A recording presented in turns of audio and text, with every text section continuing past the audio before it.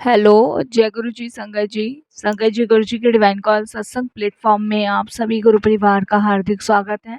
शुक्राना गुरु जी महाराज का कि उन्होंने ये सेवा मुझे दी कि मैं आप सभी गुरु परिवार के समीप आके गुरु जी के कल्याण, महिमा, अनुभव का वर्णन कर पा रही हूँ। अनंतम शुक्राना मेरे गुरु जी महाराज का।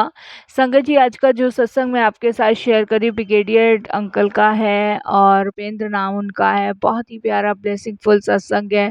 तो मेरी विनती है आप सभी गुरु परिवार से कि आप सत्संग को अंत तक सुनिए, ध्यान से सुनिए, पूरा सुनिए। सत्संग का मतलब होता है सत्य का संग, और सत्संग की प्राप्ति जब ही होती है जब गुरु कृपा होती है। तो हम सभी बड़े भाग्यशाली हैं कि हम पे गुरु कृपा प्राप्त हुई और हमें सत्संग सुनने का और शेयर करने का सौभाग्य प्राप्त हो रहा है। संगत जी, ये मौका कभी कभी हमें मिलता है कि कभी कभी हमें किसी और संगत के सत्संग सुनने का सौभाग्य प्राप्त होता है। तो प्लीज़ बिना स्किप किए आप इसे सुनिएगा। और अगर आप भी अपने सत्संग अनुभव शेयर करना चाहते हैं तो हिंदी में साफ राइटिंग में आप अपना सत्संग लिखकर हमारी जीमेल आईडी पर सेंड कर सकते हैं, ताकि आपके द्वारा सुनाए गए सत्संग से जो भी गुरुजी महाराज की नई जुड़ने वाली संगत होगी उन्हें गुरुजी के कल्याण, महिमा, अनुभव के बारे में ज़्यादा से ज़्यादा पता चलेगा। और सत्संग आपको पसंद आए तो आप इसको लाइक कीजिए, चैनल को सब्सक्राइब कीजिए, वीडियो को ज़्यादा से ज़्यादा संगत में शेयर कीजिएगा और बेल आइकन दबाना बिल्कुल भी नहीं भूलिएगा। जब भी कोई लेटेस्ट सत्संग आएगा उसका नोटिफिकेशन आपके पास आएगा। तो चलिए संगत जी, सुनते हैं अंकल के सत्संग को। सत्संग शुरू करने से पहले करते हैं गुरु जी का मंत्र जाप। ओम नमः शिवाय, शिव जी सदा सहाय। ओम नमः शिवाय, गुरु जी सदा सहाय। जय गुरु जी। संगत जी, संगत जी, सबसे पहले मैं गुरुजी महाराज के चरणों में कोटि कोटि नमन करूंगा और उसके बाद सारी संगत जी को जय गुरु जी बोलूँगा। ये बहुत ही मेरे लिए लकी डे है कि गुरुजी ने ये मौका मुझे दिया। हमेशा ऐसा ही मौका मुझे गुरुजी देते रहें और मैं यही गुरुजी से अरदास भी करूँगा और यही कहूँगा कि गुरुजी, जैसे सूरज की किरणें चारों तरफ प्रकाश फैलाती है, उसी प्रकार आपकी कृपा सभी संगतों, सभी भक्तों पर हमेशा प्रेम की बौछार करती है। संगत जी, मुझे भी गुरुजी के ऐसे ही आशीर्वाद का सौभाग्य प्रदान हुआ 2001 में। 2001 में मेरे एक फ्रेंड हैं जिन्होंने गुरुजी के बारे में मुझे बताया था और उन्होंने कहा था कि गुरुजी महाराज एक हैं जलंधर में। उस समय गुरुजी जलंधर में थे जब मुझे गुरुजी के बारे में बताया था मेरे फ्रेंड ने। तब संगत जी इतनी संगत नहीं हुआ करती थी जितनी आज की डेट में संगत होती है गुरुजी के दरबार में। तो उन्होंने मुझे गुरुजी के बारे में बताया था, बट मैंने उनको यही कहा था कि भाई कभी टाइम मिला तो ज़रूर चलेंगे।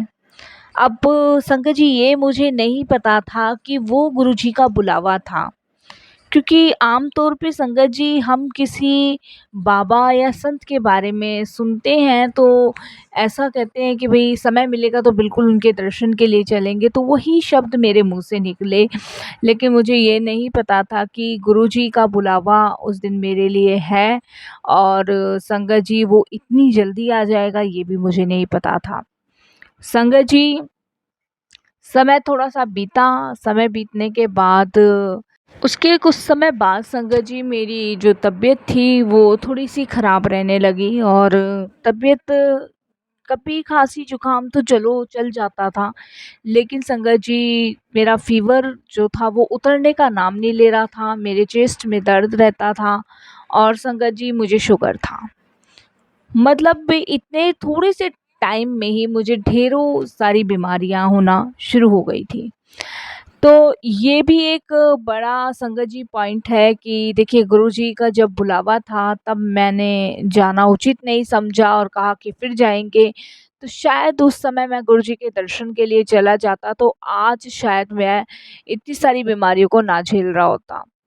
तो संगत जी गुरुजी के पास उस समय तो मैं ख़ैर नहीं गया, लेकिन जब मेरी तबीयत ख़राब होना शुरू हुई तो मैंने डॉक्टर्स को दिखाना शुरू किया। तो डॉक्टर्स ने संगत जी मुझे बताया कि मेरे हार्ट में संगत जी बहुत बड़ा वाला हॉल है और उस छेद को भरने के लिए मेरा ऑपरेशन होना बहुत ज़रूरी है।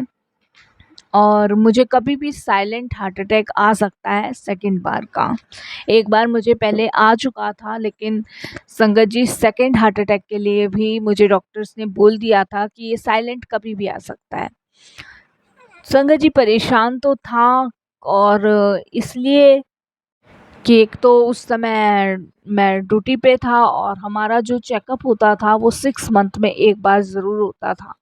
तो कहीं न कहीं टेंशन ये भी बनी थी कि भई जॉब पे भी बात आ सकती है, और क्योंकि जब चेकअप होगा, क्योंकि संगत जी जिसमें भी कोई भी प्रॉब्लम्स होती थी या तो उनको छुट्टी पे भेज दिया जाता था या फिर उनको जो है रिटायर कर दिया जाता था। ये 2 ही बात होती थी। तो यही टेंशन मुझे सबसे ज़्यादा थी। संगत जी थोड़ा समय और बीता, थोड़ा समय बीतने के बाद डॉक्टर्स अपना ट्रीटमेंट कर ही रहे थे, लेकिन रिलीव नहीं पड़ रहा था। फिर संगत जी एक दिन मेरे दोस्त ने फिर से मुझे यही बात कही कि तू गुरुजी के पास क्यों नहीं चलता? मैंने तुझे पहले भी कहा था। उस टाइम गुरुजी संगत जी दिल्ली आ चुके थे और एम्पायर स्टेट में बैठते थे। तो मैंने अपने दोस्त को कहा कि भई मैं गुरुजी के पास चलूँगा। तो मेरे दोस्त ने मुझे कहा कि भई अब तो हमें दिल्ली जाना पड़ेगा क्योंकि गुरुजी दिल्ली में हैं। तो हमने डिसाइड किया कि हम गुरुजी के पास दिल्ली जाएँगे। मेरे दोस्त ने संगत जी सभी टिकट वग़ैरह कराई और मुझे दिल्ली लेकर आया गुरुजी के दर्शन के लिए। गुरुजी एम्पायर स्टेट बैठे थे और उस टाइम इतनी संगत नहीं थी जितनी आज तादाद में संगत है, उस टाइम नहीं थी। और गुरुजी के दरबार में जब मैं अंदर जैसे ही एंटर करने लगा, तो संगत जी एकदम से गुरुजी के दरबार के अंदर जैसे ही एंटर किया, गुरुजी बोलते हैं, "ओए आ गया?" और मैं मतलब जैसे ऐसा मुझे फ़ील हुआ जैसे गुरुजी मेरा ही वेट कर रहे थे। और गुरुजी को ये पता होता था संगत जी कि कौन संगत आ रही है, कौन संगत अब आएगी, किसे मैंने कल्याण के लिए बुलाना है, किसे मैं बुला रहा हूँ। तो ये सब गुरुजी को टोटली पता होता था। तो मैंने वहाँ माथा टेका और मैंने कहा, "जी गुरुजी।" तो गुरुजी बोले, "थल्ले बैठ जा।" तो मैं गुरुजी के पास बैठा, और आप सभी जानते हैं संगत जी शांति, सुकून गुरुजी के दरबार में जब भी चले जाओ मिलना ही मिलना है। तो बड़ा सुकून वहाँ मुझे फ़ील हो रहा था, अच्छा लग रहा था। तो उस टाइम ऑपरेशन की डेट डॉक्टर्स ने मुझे 1 महीने बाद की दी थी। कोई भी वहाँ पे संगत जी अपॉइंटमेंट मुझे नहीं मिली थी, तो इसीलिए 1 महीने बाद की डॉक्टर्स ने मुझे डेट दी थी। उससे पहले मैं गुरुजी के दरबार आ गया। तो गुरुजी मुझे कहते हैं कि तन्नू मैंने कितनी बार बुलाया सी और तू अब आ रहा है। तो मैंने कहा जी गुरुजी वो। तो गुरुजी कहते हैं रहने दे रहने दे। तो मैं कुछ बोल नहीं पाया, इससे पहले ही गुरुजी कहते हैं रहने दे रहने दे। तो मेरे माइंड में बस ये क्वेश्चन चल रहा था कि गुरुजी को कैसे पता कि अ, मैंने आने से मना कर दिया था। और मुझे ये जान के बड़ा अचंभा हो रहा था कि गुरुजी मुझे बुला रहे थे। तो संगत जी उसके बाद गुरुजी को मेरे दोस्त ने बताया कि गुरुजी ऐसे-ऐसे ऑपरेशन के लिए बोला है। तो गुरुजी कहते हैं रहने दे मुझे सब कुछ पता है।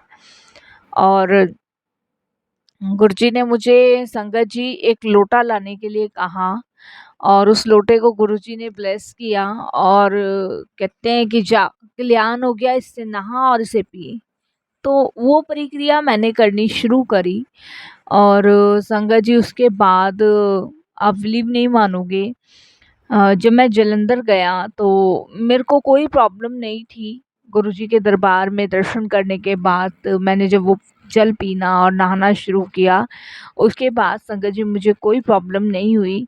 और जो 1 महीने बाद की जो डॉक्टर ने मुझे डेट दी थी, उस डेट पे मैं गया और मेरा दोबारा से टेस्ट हुआ, तो संगत जी रिपोर्ट सारी नॉर्मल थी। उसमें कोई भी हॉल नहीं था, कोई भी छेद नहीं था।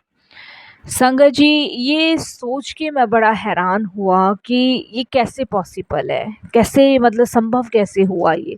क्योंकि मेरे तो संगत जी माइंड से ये सब चीज़ें बाहर थी कि कैसे पॉसिबल है? जिस डॉक्टर ने मुझे 1 महीने बाद के लिए ऑपरेशन के लिए बोला था कि भई आपके दिल में बहुत बड़ा छेद है, और वो डॉक्टर कह रहे हैं कि ऑपरेशन की ज़रूरत नहीं है, तो मैं बड़ा शॉक था। दूसरी बात संगत जी कि गुरुजी बुला रहे थे, गुरुजी को ये भी पता था कि मैंने हँस के टाली थी वो सारी चीज़ें, तो ऑलमोस्ट गुरुजी को सब कुछ पता था। संगत जी उसके बाद मैं जालंधर से गुरुजी का शुक्राना करने के लिए अपनी वाइफ़ को लेके दिल्ली आया। तो गुरुजी को प्रणाम किया, तो गुरुजी ने मेरी वाइफ़ को सेवा भी दी और संगत जी मेरी वाइफ़ ने गुरुजी से कहा कि गुरुजी हमारी तो इच्छा है कि हम सदा के लिए यहीं शिफ्ट हो जाएँ और जो है आपकी सेवा में आते रहें।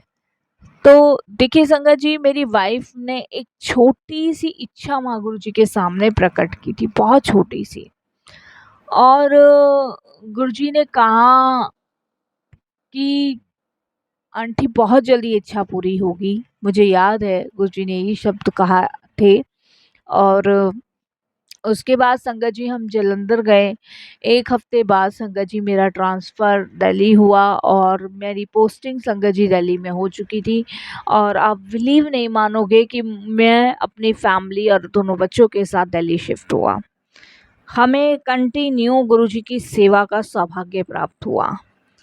संगत जी गुरुजी का रहता था कि वो जब भी कहीं जाते थे तो सभी संगतों को साथ लेके जाते थे। गुरुजी ने डिसाइड कर लेना ये जाएगा, ये जाएगा, ये जाएगा और कभी भी गुरुजी हमें फ़ोन करके बुला लेते थे और कभी भी गुरुजी महाराज अपने साथ हम लोगों को किसी संगत के घर ले जा रहे हैं, कभी किसी होटल में ले जा रहे हैं, कभी कहीं, कभी कहीं।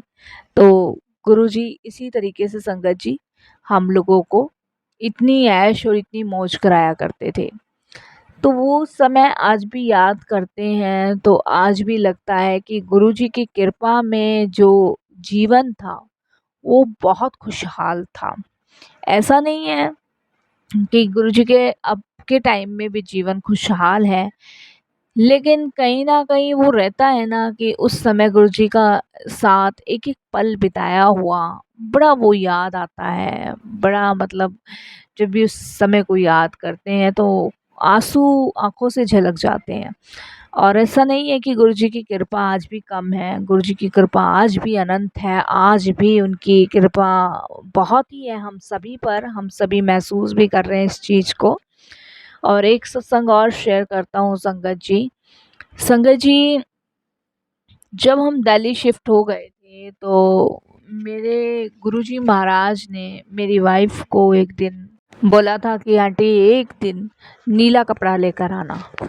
तो मेरी वाइफ़ ने नीला कलर का कपड़ा ढूँढा बट उसे घर में नहीं मिला।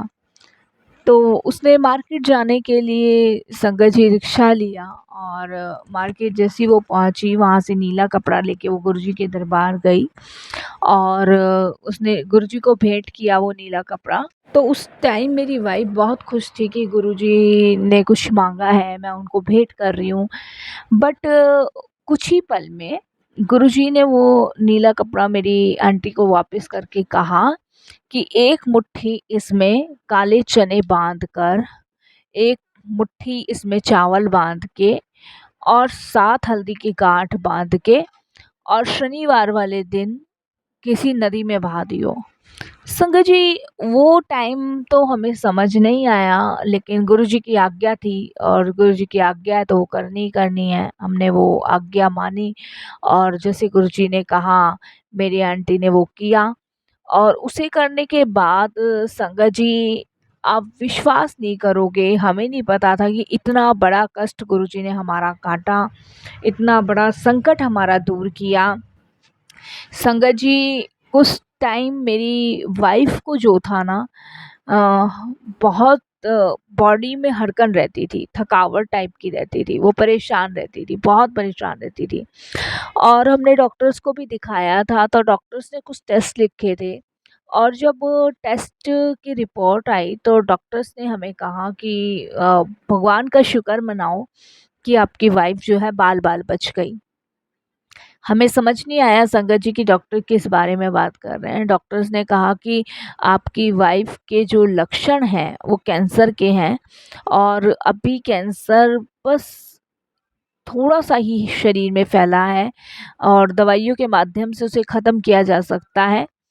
तो संगत जी, ये बात सुनकर मेरी वाइफ इतना रोई उस दिन, क्योंकि उसे समझ आ गई कि गुरुजी ने जो उस दिन उससे नीले कपड़े में वो उपाय कराया था, वो बहुत बड़ा कष्ट काटने के लिए था। इस चीज का संगत जी गुरुजी ने अपने मुख से वर्णन भी किया। जब मेरी वाइफ उनका शुक्राना करने गई, तब गुरुजी ने कहा कि तुझे तो ये भी नहीं पता कि मैंने तेरे कितने सारे कष्ट दूर करे हैं, कौन सी बीमारी से तुझे मुक्त किया है। संगत जी, उस टाइम मेरी आंटी के मन में यही था कि गुरुजी आप कौन हो। और आप यकीन नहीं करोगे संगत जी, जब गुरुजी महाराज ने शिव रूप में मेरी आंटी को दर्शन दिए। संगत जी, ये है गुरुजी महाराज। गुरुजी जब हमारे कष्ट काटते हैं ना, तो हमें पता भी नहीं लगने देते कि वो हमारी कौन सी बीमारी को हमारे शरीर से दूर कर रहे हैं।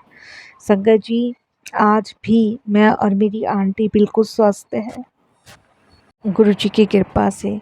गुरुजी का आशीर्वाद खाली मुझे ही नहीं प्राप्त हुआ, मेरे दोनों बच्चों को, मेरे रिश्तेदारों को, मेरे सगे संबंधियों को भी गुरुजी की कृपा प्राप्त हुई। संगत जी, एक बार मेरे ससुर जो थे, वो अपनी याददाश्त पूरी तरह खो चुके थे। डॉक्टर्स का कहना था कि उनकी याददाश्त वापस नहीं आ सकती।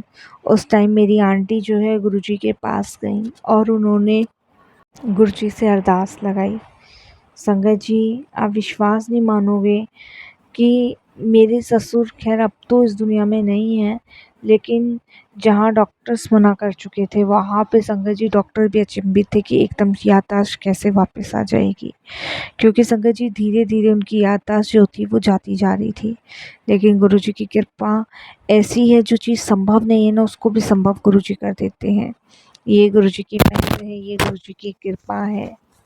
हमें सिर्फ गुरुजी से जुड़ना है, गुरुजी के आदेश का पालन करना है, गुरुजी के बताए हुए मार्ग पे चलना है। संगत जी, गुरुजी कभी कोई प्रवचन ना उन्होंने कल दिए, ना आज दिए, ना आने वाले समय में देते। वो सिर्फ यही कहते हैं कि अपने मन को निर्मल रखो, अपने आप को साफ रखो, अपने आप को बदलो। क्योंकि जब इंसान अपने आप को बदलता है तो उसे पूरी दुनिया बदली नज़र आती है। जब इंसान अपने अंदर कमियां ढूंढता है तो उसे सब में कमियां नज़र आती हैं। गुरुजी बस यही कहा करते थे कि शब्द सुनो, शब्द से जुड़ो, वाणी से जुड़ो। क्योंकि शब्द में संगत जी वो गहराई वाले समुद्री शब्द होते हैं, जिससे जुड़ने से हमें उन सारी चीज़ों का पता चलता है जो हमारे जीवन में चल रही होती है, चलेगी या होने वाली है। यकीनन संगत जी, शब्द से हमारे बहुत सारे कष्ट दूर होते हैं। और मैं अक्सर यही कहता हूँ जो भी संगत मिलती है, कि अगर तुम दुखी हो, परेशान हो, तो सिर्फ गुरुजी के पास ही एक निवारण है, वहाँ पहुँच जाओ। संगत जी, हम सभी बहुत अच्छे हैं कि जो कि गुरुजी की शरण से जुड़े हुए हैं और खुलकर सांसें ले पा रहे हैं। संगत जी, गुरुजी किसी न किसी रूप में आके हमारे कष्ट काटते हैं, किसी न किसी तरह हमें ब्लेस करते हैं। संगत जी, जब मैं गुरुजी के दरबार जाया करता था, तो गुरुजी बस यही कहते थे कि जदों भी मेरे कोल आओ तो ये जूतों की नाल दिमाग बाहर छोड़ के आओ। और क्योंकि संगत जी हम अपना दिमाग ना बहुत ज़्यादा चलाते हैं, हमें लगता है कि हम सबसे ज़्यादा तेज हैं, हम सबसे ज़्यादा समझदार हैं। लेकिन संगत जी, सबसे ज़्यादा मूर्ख, सबसे ज़्यादा ज्ञानी हम ही लोग हैं। क्योंकि हमें ये पता ही नहीं है कि जिसकी शरण में हम गए हैं, जिसके चरणों से हम जुड़े हैं, वो तो साक्षात महाशिव है, इस पूरे ब्रह्मांड का मालिक है, जिसने एक एक सांस हमें दी हुई है। संगत जी, मेरे एक जानने वाले थे और वो रिटायर हो गए थे। तो संगत जी, उनको बड़ा ईगो था अपने ऊपर, उन्हें बड़ा घमंड था, उनको लगता था कि वो जो भी करते हैं ना, वो सही करते हैं। और उस टाइम मैं गुरुजी से जुड़ा था, मैंने उन्हें काफ़ी बार गुरुजी के पास चलने को कहा था, लेकिन वो कहते थे कि बाबा वगैरह कुछ नहीं करेंगे, जो करना है हमें ही करना है। संगत जी, लेकिन परिस्थिति कुछ उनके सामने ऐसी बन गई कि उनको गुरुजी के पास जाना पड़ा। और जब वो गुरुजी के पास गए, तब संगत जी उनका सारा ईगो, सारा घमंड वहीं चूकनाचूर हुआ।